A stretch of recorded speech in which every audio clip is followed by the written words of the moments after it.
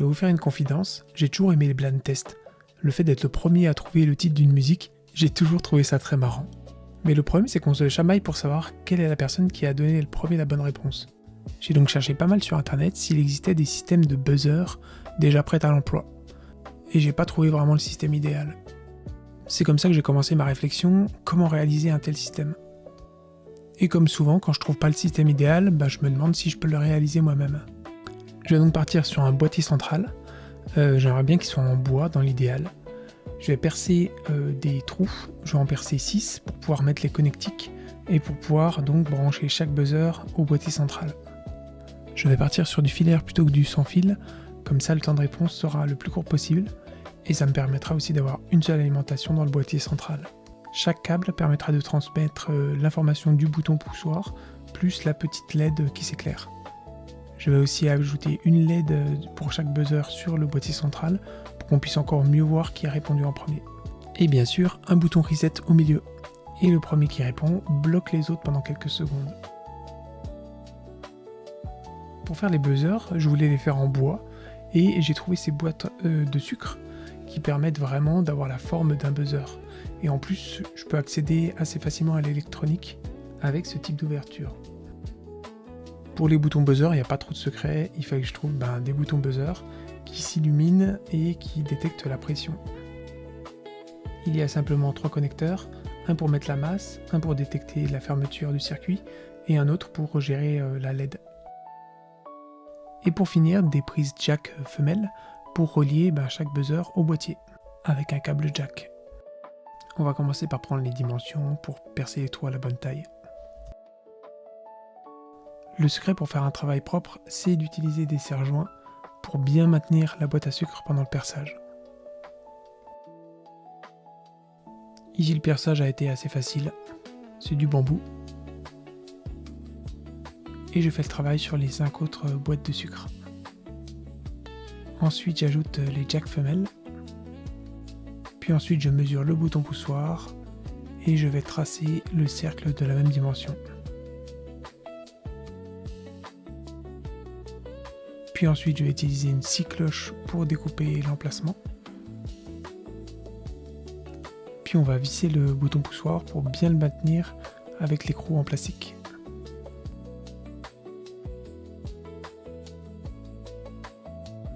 Et ensuite j'ajoute le petit connecteur avec la LED qui permettent de faire fonctionner le bouton poussoir.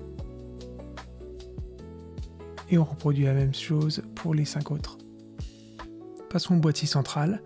Je voulais absolument que ce soit du bois et un joli bois, donc j'ai pris une boîte en acacia. Pour ouvrir et fermer la boîte facilement, j'ai voulu créer des petites charnières, c'était vraiment pas facile de les mettre en place. Donc le but c'est de visser les petites charnières à l'extrémité de la boîte. Le problème c'est qu'il ne faut pas que ça fende le bois et il y a très peu de marge de manœuvre. Au final c'est fonctionnel mais j'ai quand même un peu galéré.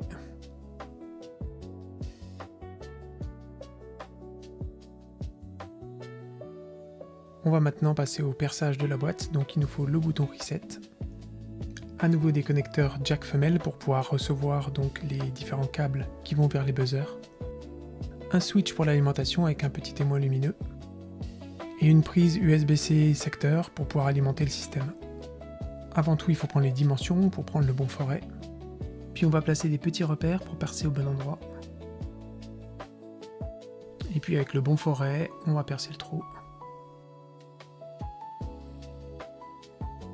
Et on y ajoute la prise jack. Et on réitère ça pour les autres trous.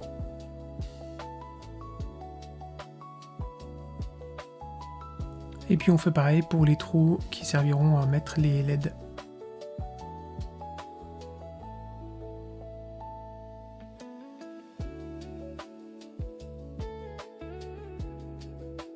Maintenant on prend les mesures du bouton reset et de l'interrupteur on-off.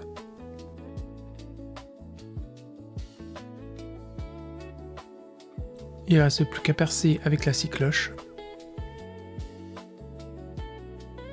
Et quand c'est fait, ajouter le bouton reset.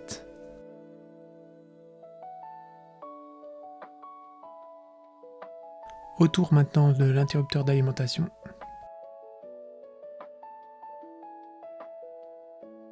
Et c'est fini.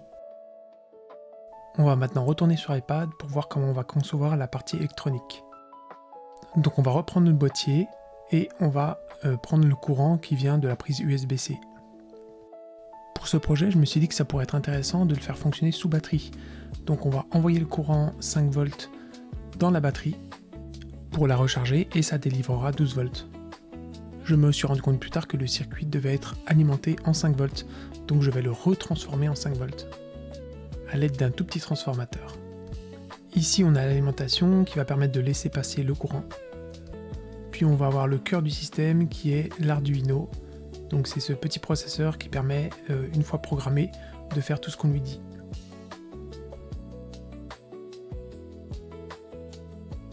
Il a un petit port USB-C qui permet de lui entrer un programme. Et il a de multiples entrées et sorties qui lui permettent d'interagir avec le circuit. Ici j'ai décidé de mettre en avant seulement les ports qu'on va utiliser. À côté, on va retrouver notre petit module audio qu'on a déjà utilisé dans d'autres projets et qui permet de jouer un son quand certaines conditions sont réunies.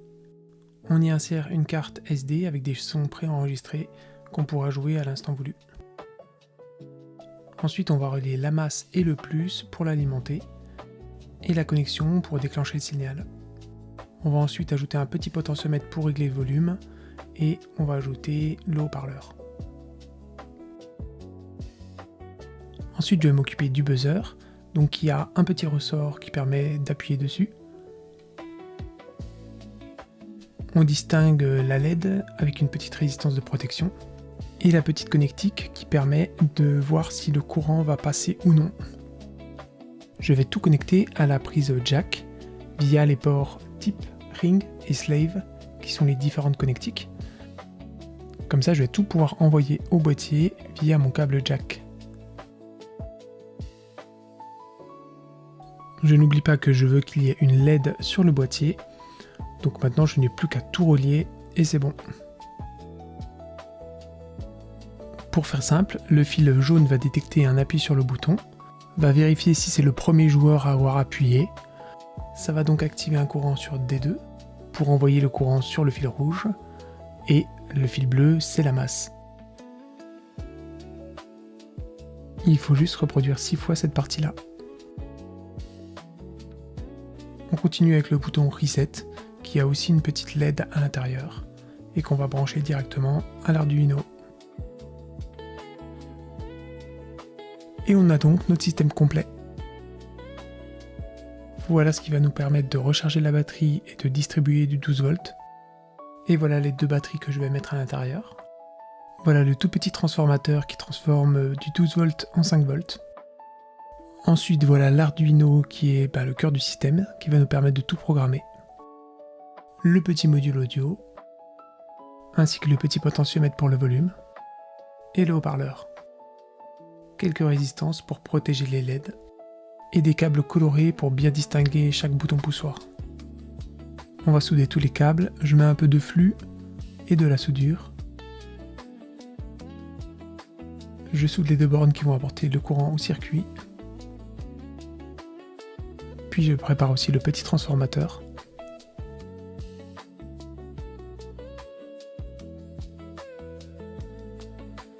Et puis la petite entrée USB-C.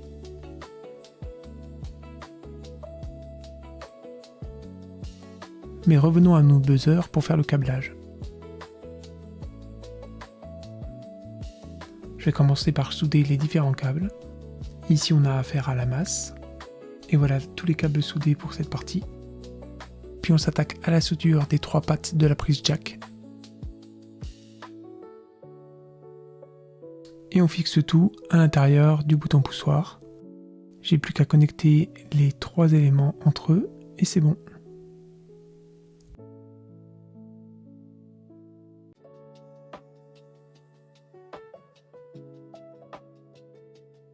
Dernière chose, avec un pistolet à colle, je vais bien solidariser la prise jack.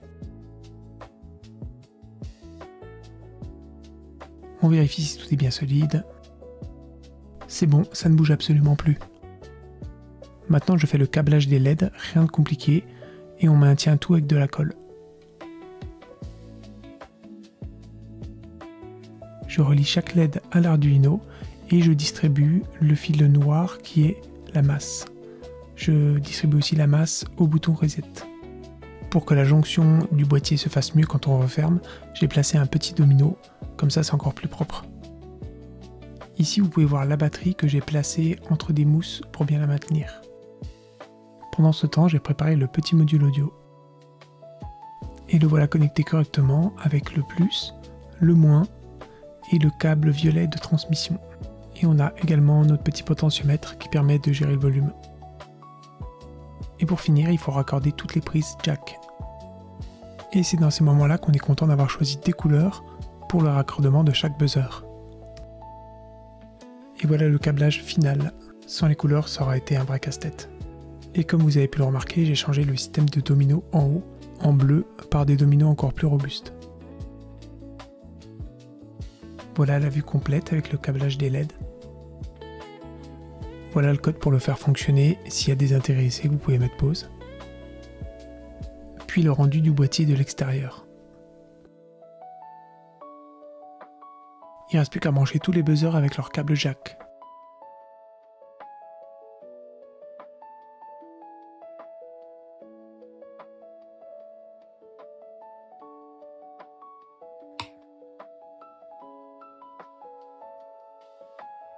Pour démarrer un buzzer, il faut appuyer dessus pendant 3 secondes et il rejoint la partie.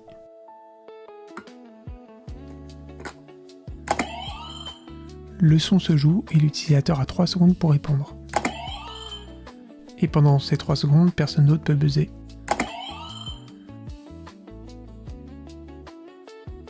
Et à n'importe quel moment, on appuie sur le bouton Reset pour lancer une nouvelle manche. Pour le transport, j'ai pensé à une petite mallette de maquilleuse professionnelle. J'ai dû modifier un petit peu l'aménagement, mais au final tout rentre parfaitement.